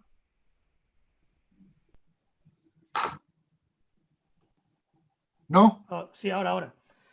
Simplemente quería pedirle una aclaración. Hemos hablado antes de un poco del descrédito de la política o de los políticos. ¿Por qué son incapaces de llegar a acuerdos o por qué se autoexcluyen ellos cuando hablan de presupuestos o de pactos, etcétera? ¿Cuál es su opinión al respecto? Bueno, yo creo que lo que estamos viviendo estos días, hay que ir al fondo del asunto. En estos días estamos viviendo, a mi juicio, 2 cosas. Pienso hacer una crónica este fin de semana y lo tengo muy reflexionado. Esas crónicas que te envío, Alejandro, y yo te la voy a enviar, pero la canto aquí ya, que es lo que tengo en mi cabeza de lo que estoy viendo, y tú si quieres y se las quieres pasar a estos amigos no tengo ningún inconveniente. La dan unos 20 periódicos en España, provinciales y algunos regional. Estamos viviendo 2 cosas estos días. Primero, si se aprueban estos presupuestos, que se van a aprobar, se termina la legislatura. Porque con estos presupuestos nuevos servirán para el año 2021, se podrán prorrogar automáticamente al 2022 y de una forma excepcional vamos a las elecciones en el 2023. Por tanto, fíjense si hay fuerzas interesadas en que no se aprueben estos presupuestos, particularmente en la derecha española. En segundo lugar, lo que se está viviendo estos días es un ataque desde muchos frentes a la señora Inés Arrimadas en las Cortes, incluso desde su propio partido, como ayer no solamente Albert Rivera, que luego dijo no lo decía por ella, pero todo el mundo lo entendió, sino de personas que han sido su partido, Girauta, Marcos de Quinto, etcétera, etcétera. Pero ataques graves que están en el acta, en el libro de sesiones de ayer en el Congreso de los Diputados. En algunos casos de una manera muy desabrida, como las de Echenique, por ejemplo, y en otros casos de una manera muy explícita y didáctica, como dijo Gabriel Rufián, que no es que sea mi tipo, pero lo dijo con toda claridad. Y señaló el segundo problema. O sea, primero, que se aprueben los presupuestos y la legislatura así se terminará. Eso no lo quiere la derecha. Segundo, si Ciudadanos tiene algún papel y revive hasta 30 o 35 diputados, puede sustituir la alianza que en este momento tiene el Partido Socialista con Podemos, que le debe hacer gracia la justa o la mínima o ninguna al actual presidente del gobierno, pero ya sería entrar en qué es lo que puede pensar. Dice, pero es que dijo que nunca se aliaría. Sí, salvo que no tenga más remedio, que es lo que ha pasado en este momento. Eso es lo que hace esa agresividad tan tremenda de todos contra Arrimadas. De todos no, porque el Partido Socialista no fue agresivo con ella y desde luego yo vi en las palabras de la propia ministra Montero, María Jesús Montero, pues no solamente respeto, sino incluso afecto, quizá por las dos son mujeres y en referencia a que tenía el niño pequeño, etcétera, etcétera. Claro, lo dijo claramente Rufián, y es la clave que puede cambiar el mapa político español, que Ciudadanos tenga más potencia electoral, con 10 puede ir muy poco adelante, se necesita allí al PNV y se necesita muchos para que desde los 120 del Partido Socialista se llegue a los 176 necesarios, pero creo que es la segunda partida que se está jugando aquí. Claro, cuando usted dice, ¿por qué no llegan a acuerdos? Bueno, pues llegarán a acuerdos. ¿Por qué le interesa a Pablo Iglesias poner a Bildu de por medio en esta manera? Primero, porque él tiene su agenda propia, independientemente de lo que haga el presidente del gobierno. Y aunque vaya a Bolivia con el rey, él tiene su agenda propia y firma los documentos que tiene o lo que firmaron allí con Fernández, el de Argentina, y con otras personas que estaban allí. Pero sobre todo porque si mete a Bildu de por medio es mucho más difícil que Ciudadanos pueda estar en esa coalición. Le está, digamos, impidiendo el que avance en esa dirección, lo cual excita a todo el sector de Ciudadanos, sobre todo el que ha salido y una parte que queda dentro también, y así sucesivamente. Así es como yo lo veo. Esto está pasando en este momento y es mi impresión. Y no llegan a acuerdos. En el caso de la derecha, ¿por qué no apoya los presupuestos este hombre Casado? Pues lógicamente porque ve que se consolida durante 4 años la otra persona. ¿Por qué no los apoya los otros? Pues por las cosas que he dicho. Muchas gracias, Manuel. Bueno, es curioso porque estamos viendo que en un debate sobre la transición vemos que la cola de la transición es alargada y que hay cosas que nos conducen, digamos, a situaciones muy actuales. Bueno, estaba Eloy, Vicente luego, Vicente Ausín, y yo me había apuntado también. Eloy, cuando quieras. Buenas tardes. Hola. Primero, ante todo, pedir disculpas porque nos hemos conectado con retraso. No ha sido nada más que culpa mía. Y en segundo lugar, cuando he oído a José Luis hacer la pregunta de cómo hemos llegado a este sitio de enfrentamiento entre el gobierno central y Cataluña, a mí se me vienen a la memoria unas cuantas cosas objetivas, no subjetivas. Estoy en contra de cualquier tipo de nacionalismo porque creo que son reaccionarios, pero objetivamente recuerdo que cuando se aprobó el Estatuto de Autonomía, el discurso de Maragall fue que es un día histórico, estaba tremendamente contento, y recuerdo que incluso las encuestas daban un 18-19% de partidarios de la independencia. el PP recurre, el Estatuto de Cataluña lo lleva a Constitucional y el resultado fue que se anulan algunos artículos del Estatuto que incluso estaban funcionando sin ningún tipo de problema en sitios como Andalucía o Valencia. Eso es así, exactamente así. Y entonces, cuando llegamos a los momentos del referéndum no pactado y tal, resulta que si de un 18-19% de partidarios de la independencia, del seccionismo, como dice Manuel Capovidal, estamos llegando al 48 y 49%. Para mí, no incendio, ni siquiera una pequeña hoguerita, que era entonces, se intentó apagar con gasolina y el resultado ha sido pues, el que ha sido. O sea, un desencuentro para mí totalmente forzado y llegando a unos puntos graves y serios que, como decía Manuel Capovidal, están observados por supuesto por Europa y por el resto del mundo. Para mí eso es objetivo y es mi opinión. Yo estoy de acuerdo, Eloy. Yo le pongo nombres propios. Permítame que cite lo que pasó en mi casa aquel día, el 1 de octubre, y lo de algunos amigos, ¿no? Yo recuerdo que mis hijos quedaron muy impresionados porque a la hora de comer y después de haber visto pues aquel intento de desalojo y aquellos desalojos tremendos de la policía arrastrando viejecitas por los colegios electorales, yo vi que estábamos retrocediendo muchos años allí. Y mis hijos quedaron impresionados porque yo les dije, mirad, os voy a decir una cosa y tomar nota. Salvo el día que fallecieron mis padres y salvo el día que falleció una hermana mía, había fallecido antes que mis padres, hoy es el día más triste de mi vida.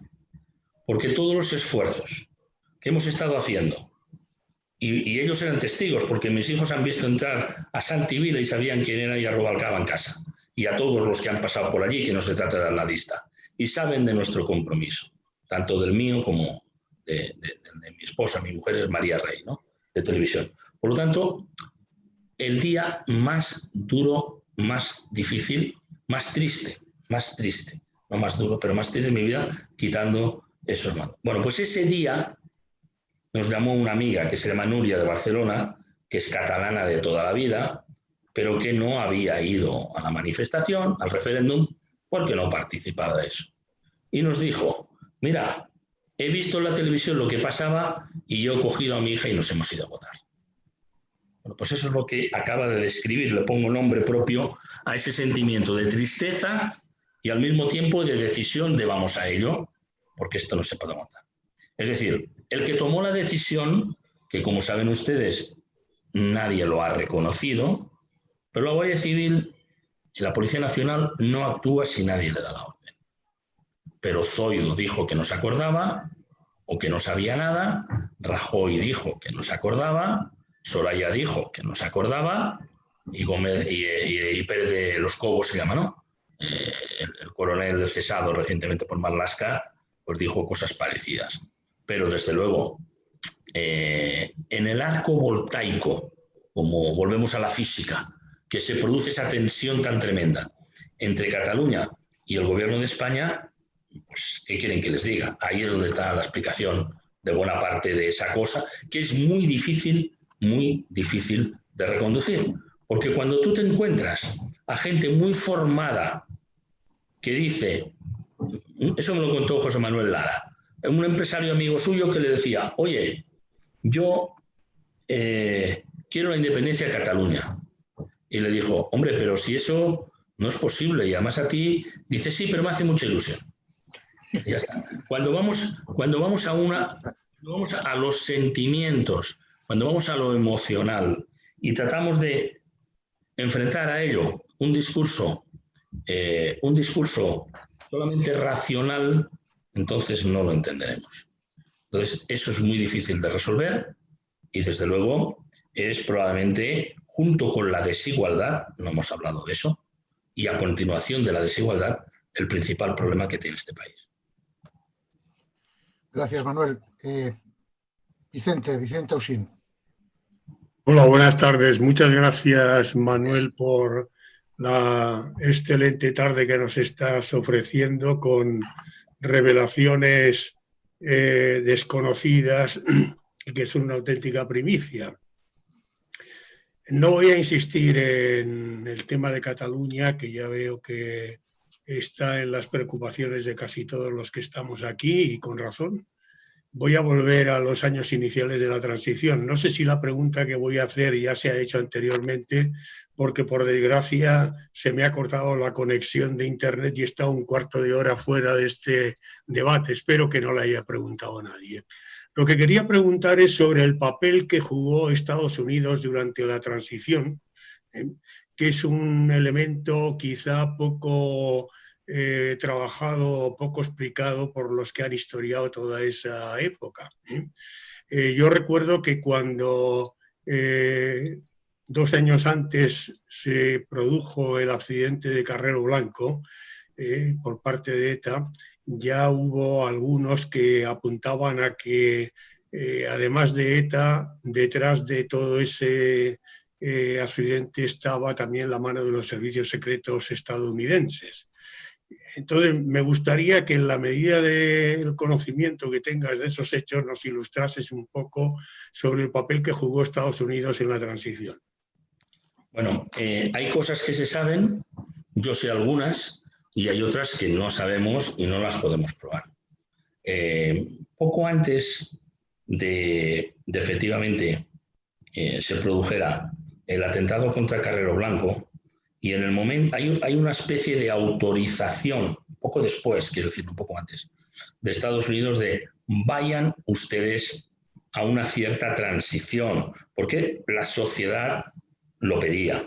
Y Henry Kissinger, el famoso secretario de Estado de Nixon, que no fue presidente de los Estados Unidos solo, como saben ustedes, porque había nacido en Alemania, y era preceptivo que ser nacido en Estados Unidos para ser, que es una persona de una gran proyección, estuvo en Madrid, se entrevistó con Franco, se entrevistó con algunas autoridades y, por supuesto, con Carlos Arias Navarro, y quedó en unos titulares que ustedes encontrarán ahí.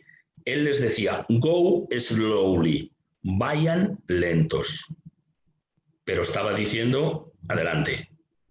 Entonces, Carlos Arias Navarro se inventó aquello que se llamaba las asociaciones, que no eran partidos políticos, el espíritu del 12 de febrero, se inventó algunas cosas absolutamente insuficientes porque ya España era mucho más europea, aunque no estábamos en Europa, ya era mucho más moderna y ya la tensión democrática de la sociedad no aguantaba en aquel momento un régimen tan viejo como el que había. Eso lo interpretó muy bien el rey y entendió que si no iba hacia la democracia, la monarquía no sobreviviría. Luego ya se ha encargado él de otras cosas que no vienen al caso en este momento.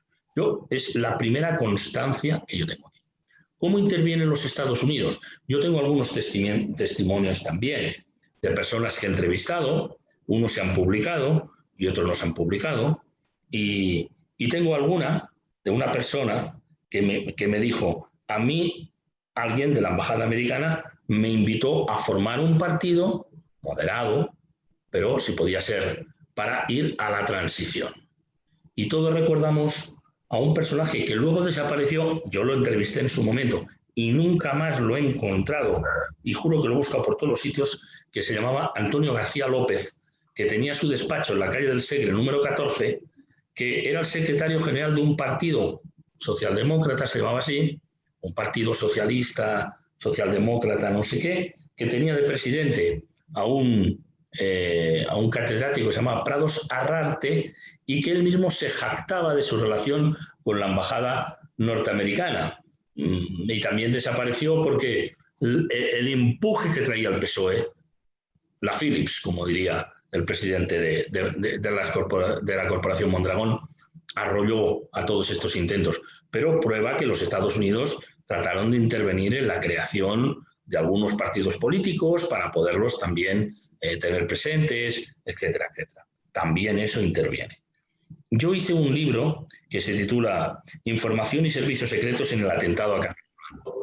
Yo no he podido probar que los Estados Unidos, a través de quien fuera, intervinieron en aquel comando de ETA, a pesar de que el atentado se produjo a 150 metros de la embajada, como saben, en la calle norteamericana, en la calle Claudio Coello, pero técnicamente no hay ninguna razón para esa cercanía, simplemente es que Carrero pasaba por allí y ha entrevistado, por ejemplo, a un inspector que se llama Carnicero, que era el jefe de su escolta, que aquel día no iba en el coche, si no hubiera fallecido, porque tenían turnos, y que decía, nos volvíamos locos con él, porque aunque le decían por el teléfono del coche, entonces no había radioteléfonos, pero por el teléfono del coche, le decían, hay una manifestación no sé dónde, Carrero decía, siga para adelante.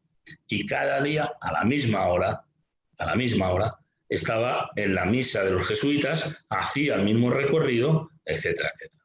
Puede ser o no puede ser, pero como me dijo un día Gutiérrez Mellado en una conversación particular, me dijo, mire, Campo, Franco y Carrero se murieron pensando que esto de ETA lo arreglaba una pareja de la Guardia Civil, cuando la cosa era enormemente más compleja, etcétera, etcétera, y ahí había una relativa ingeniería, digamos, por lo menos, de los explosivos y de todo lo que sucedió allí. No está probado, aunque han aparecido versiones distintas y tal, ni en ninguna desclasificación de documentos que yo conozca ha aparecido que los Estados Unidos estuvieran vinculados con esa situación. Sí es verdad que tenían un conocimiento de ETA a través de gente que tenían en Estados Unidos, en el País Vasco, y tenían un cierto conocimiento. Cuando realmente vuelven a intervenir aquí, eso es testimonio de Aznar. Está grabado en esta serie, en la serie esta de 40 años de democracia, dice, yo fui en mi mirada atlántica, estaba justificando lo de Irak, la relación con Bush, etcétera, etcétera, porque con toda la tecnología de los servicios de Estados Unidos se nos ayudó a darles unos golpes muy importantes a ETA. Es otra intervención en el mundo de la probado y dicho, en ese caso, por el presidente del gobierno, José María Aznar. Hablé de esto con Rubalcaba posteriormente, le pregunté públicamente y dijo, bueno, yo eso, si lo dice Aznar, yo no tengo por qué ponerlo en duda. Entonces, todas esas intervenciones han sucedido, pero lo que es verdad es que España no ha sido una marioneta en ese sentido de los Estados Unidos. Han intentado intervenir, pero esto no ha sido, como se suele decir a veces en algunos países de América, una república bananera en la que la embajada americana tomaba unas decisiones y entonces inmediatamente los partidos políticos iban ahí. Yo creo que ha habido una intervención, como en todos los países, pero de aquel go slowly de Kissinger, las cosas no fueron a la velocidad que quisieron ellos y yo creo que ahí también en la transición jugaron un papel muchos de los personajes citados, desde el rey a Carrillo, a Fraga, a Suárez sobre todo, menos quizá en aquel momento a Felipe González, porque eran menos relevantes al principio de la transición. Después ya, eso es verdad, pero no se puede decir que los Estados Unidos hayan sido el agente que haya dominado la situación. Yo por lo menos lo veo así, ¿no? Muy bien, muchas gracias, Manuel. Gracias, tío. Me había apuntado yo, Manuel, has hablado en distintas intervenciones de algo fundamental, pensando en la época de la transición, que era el peso de una sociedad civil, no todo el mundo, pero mucha gente muy movilizado. Y has comentado de forma indirecta el papel del cardenal Tarancón, o el ejército, o la iglesia, o los empresarios. Hoy estamos acostumbrados a leer de forma normalizada que la COE opina no sé qué de las nuevas propuestas o de los nuevos presupuestos, o que las asociaciones de padres de alumnos opinan. ¿Cuál crees tú que fue el papel, si es que lo hubo, de todos estos actores no directamente partidistas en el periodo de la transición? Es decir, iglesia, sindicatos, digamos, el propio ejército, las empresas. ¿Hubo un papel activo? ¿La gente intervino de forma directa o no? Yo creo que todas esas instituciones que has citado tenían una división interna importante. En la Iglesia no tenía nada que ver el cardenal Tarancón con el cardenal primado de Toledo, no recuerdo ahora mismo su nombre. Daniel. Sí, Daniel. Había una Iglesia muy conservadora, había una Iglesia más aperturista y en la base eran mucho más aperturistas. Yo siempre me había reunido en la Asamblea de Cataluña en parroquias, siempre. y la constitución de comisiones obreras en Cataluña se hace en la iglesia de San Medir. Y es un sacerdote, naturalmente, el que deja entrar allí. Y a nosotros estábamos allí y cuando entrábamos nos reuníamos con unos catecismos por si entraba la policía para decir que estábamos rezando. Que aquello no se lo creía nadie, como es evidente. Es decir, la iglesia estaba dividida, el empresariado estaba dividido. Carlos Ferrer-Salat fue muy duro con Adolfo Suárez, muy duro con Adolfo Suárez. Y a mí personalmente no me estremece hoy que la COE diga que sobre los presupuestos, que es un tema económico, que opine sobre esto, porque representan unas fuerzas sociales del mismo modo que representan los sindicatos otras, etcétera, etcétera. O sea, a mí no me preocupa eso.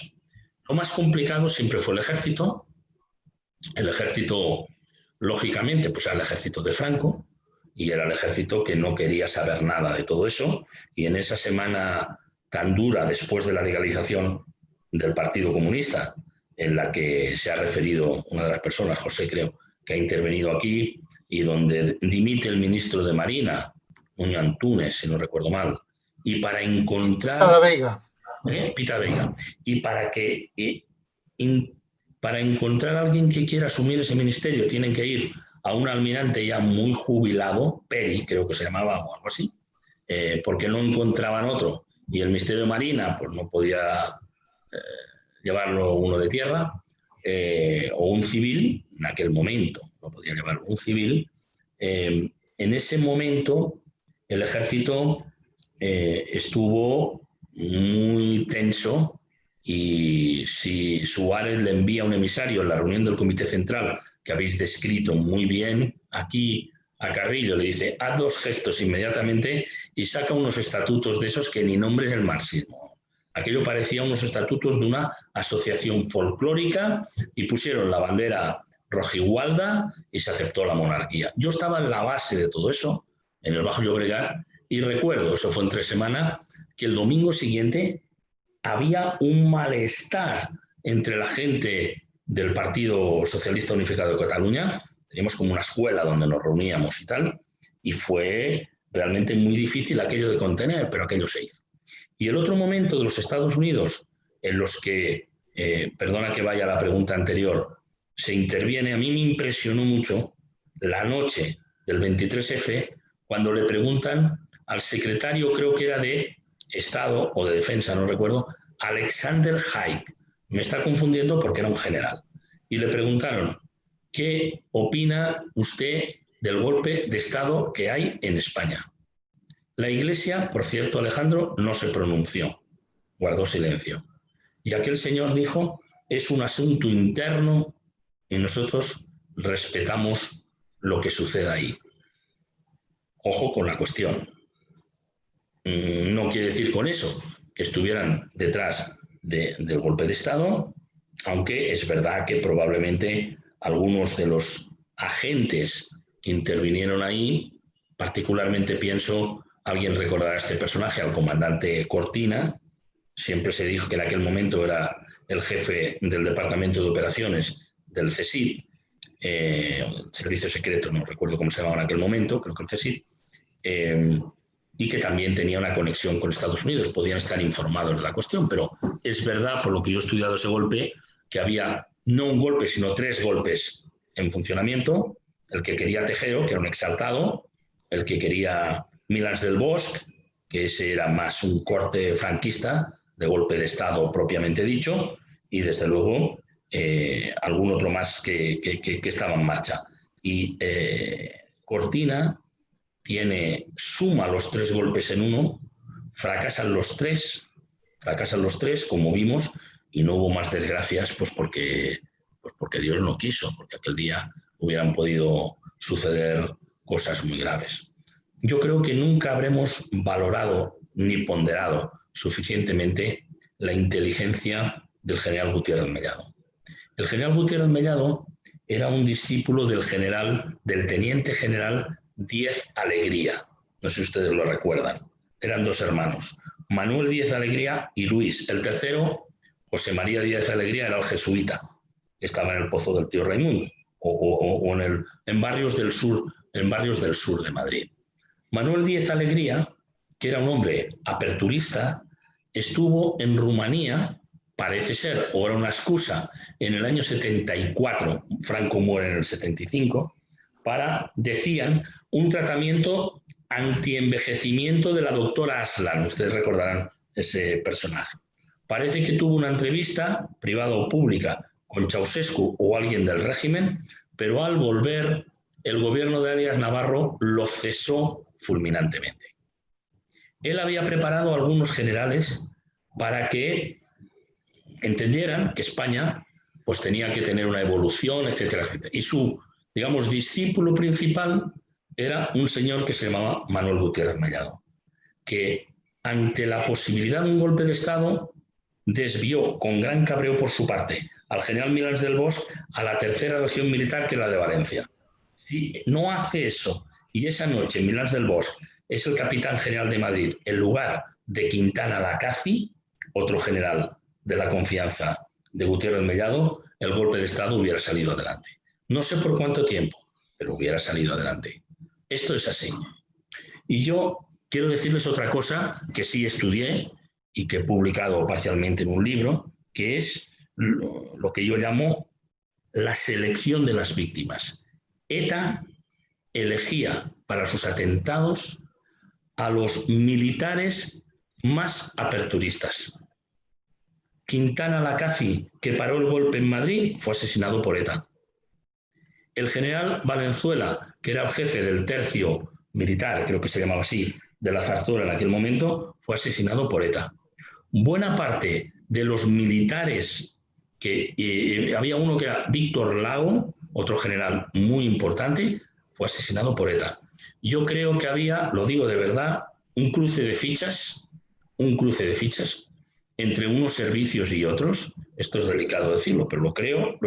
Y a mí, digamos, yo he visto, por un lado, he estudiado el calendario del terrorismo y siempre intervenían cuando había un momento, cuando se iba a aprobar la Constitución en el Congreso, en Comisión Constitucional, ese día había un atentado para que no se hiciera, y así sucesivamente. Y por otro lado, este cruce de fichas, que no podía haber otra explicación porque ETA no podía tener conocimiento de quiénes eran dentro del ejército las personas, digamos, más afectas a Gutiérrez Mellado, porque ETA no estaba en esos rumores, tenía mucha información, pero no tenía esa. Por lo tanto, división en el ejército, división en la Iglesia con silencio del 23 de febrero y división entre los empresarios, que es lo que me ha pedido Alejandro. Muy bien, muchas gracias, Manuel. ¿Más preguntas? Pues si no hay ninguna más, yo quería hacer una pregunta. Adelante, José. Quería recordar los pactos de la Moncloa, que también fue un momento muy importante de la transición, en los que la situación española estaba en un momento muy crítico, ¿no? Y ahí se actuó también con mucho sentido del Estado. Incluso Suárez insistió en que tenía que estar Fraga Iribarne, que había conseguido muy pocos diputados en las elecciones. Pero él dijo, sí, tiene que estar, es importante, y efectivamente acertó. Bueno, se consiguió un consenso muy importante. Nadie fue el ganador absoluto, pero de allí salió la promesa de una reforma del IRPF, vamos, de Hacienda, una reforma impositiva. Salió un acuerdo de mejorar las plazas escolares y también, lógicamente, la contención de los salarios. Yo me pregunto, ¿estamos abocados a que sea imposible ya llegar a un acuerdo de ese tipo en una situación crítica? Porque ahora también estamos en una situación crítica, no tanto como la época de la transición, pero también bastante delicada. Usted ha hablado antes de, efectivamente, que ahora los políticos pues tienen un perfil más bajo. Yo también veo que algunos partidos políticos hay que ponerle nombre y apellidos. El Partido Popular no actúa con visión de Estado, se dedica exclusivamente a desgastar al gobierno sin mirar más allá. Antes hemos hablado del caso del nacionalismo catalán. Entonces, bueno, ¿cree usted que aún así sería posible llegar a un acuerdo importante en algo parecido a unos pactos de la Moncloa o al pacto que haría falta para modificar la Constitución? Pues eso sería lo deseable, pero sinceramente tengo muy pocas esperanzas de que esto se pueda producir. Sin duda alguna, aquellos pactos de la Moncloa fueron ejemplares. Recuerden que Felipe González se resistía mucho a acudir a aquello. Y fue precisamente que el Partido Comunista ya hubiera garantizado su presencia el que hizo que, para no quedar fuera, porque ahí, como usted ha descrito, estaba todo el espectro. Estaba Roca, estaba hasta los vascos, yo recuerdo. Ahí sí estuvieron los vascos porque era un asunto económico. Hay que darle mucho valor a todos ellos, hay que darle mucho valor a Adolfo Suárez en la búsqueda de ese consenso, y hay que recordar que allí había una autoridad económica que todo el mundo respetaba mucho y que fue fundamental, que era el profesor Fuentes Quintana. Porque sin el profesor Fuentes Quintana, aquello pues hubiera podido ser una declaración de buenas intenciones. Pero Fuentes Quintana era el que puso el programa y el que dijo, esto, aquí económicamente salimos de esta, a pesar del 25% de inflación que había en aquel momento, a pesar de las tasas de paro absolutamente desbocadas, ¿eh? Eso es así. ¿Esto se puede producir? Bueno, mire, yo no veo al Fuentes Quintana de ahora. Bueno, a empezar por aquí. No veo al Suárez de entonces, tampoco lo estoy viendo. Fernández Ordóñez. ¿Perdón? Han dicho Fernández Ordóñez, Manuel. Pero no, Fernández Ordóñez no estaba en aquel momento, ¿eh? Fernández Ordóñez era... Es después. Sí, sí, pero el profesor que era vicepresidente del gobierno, que marca la economía, se lleva por este camino, era Fuentes Quintana, que era un profesor absolutamente respetado por todos en aquel momento. Yo esos personajes, desgraciadamente, no los veo. El Partido Popular actúa como lo que dijo la señora Pujol cuando Maragall o Montilla después entran en la Generalitat y dijo, ens han ocupat la casa. Esto es nuestro y estos tíos son unos ocupas. Entonces, cada vez que la izquierda está en el poder, el Partido Popular, por lo menos últimamente, considera que esto es una usurpación, poco menos. Ha habido un no a los presupuestos, que está en su derecho de decir que no, pero la portavoz no ha puesto ni un número encima de la mesa. Si estamos hablando de presupuestos, pues podría decir no estamos de acuerdo por todas estas partidas o por otras, sino simplemente dijo que no porque este es un gobierno socialcomunista. Bueno, eso es una opinión que en todo caso es lo que le impulsa y lo que justifica su posición. O sea, ¿eso puede ser que suceda? Tiene que cambiar mucho. Leía un artículo, los británicos decían, hace poco hemos tenido una camada de líderes últimamente y hemos tenido muy mala suerte. Por Cameron, por la señora May, por Boris Johnson, etc. Bueno, yo no creo que nosotros estemos teniendo mejor suerte. Entonces, esto a veces el factor humano es muy decisivo y el grupo en distintos partidos políticos, respetándonos a todos personalmente y viendo pues algunas personas que tienen una capacidad sin duda profesional y política muy interesante, pero no creo que estén ahí. Yo creo que hay más un juego de yo quiero permanecer en esto y voy a permanecer a cualquier coste, y cuando había apuestas y artículos diciendo que Pablo Iglesias y Pedro Sánchez se iban a pelear al cabo de 2 meses, pues ya llevan un año, ¿no? O no sé cuánto llevan, pero vamos, van cerca del año. Ninguno de los dos se va a pelear, por más que le cueste estar ahí, porque es la oportunidad de continuar y con estos presupuestos más. Así que yo veo muy difíciles. Y cualquier reforma a fondo, que como usted dice muy bien, los 3/5 de la Constitución, veo muy difícil que se puedan generar esos consensos, porque no veo tampoco esa disposición ni en los grandes partidos. Y sin los grandes partidos no se puede llegar a hacer grandes acuerdos. Son necesarios todos, pero particularmente 2, porque son los que suman más. Porque en este momento, entre el Partido Socialista y el Partido Popular, pues estarían por encima de los 200. Y camino de los 2/3, los 3/5, en fin, depende de las leyes que se necesiten. No lo veo en este momento, desgraciadamente. Muchas gracias. Bernardo, cuando quieras.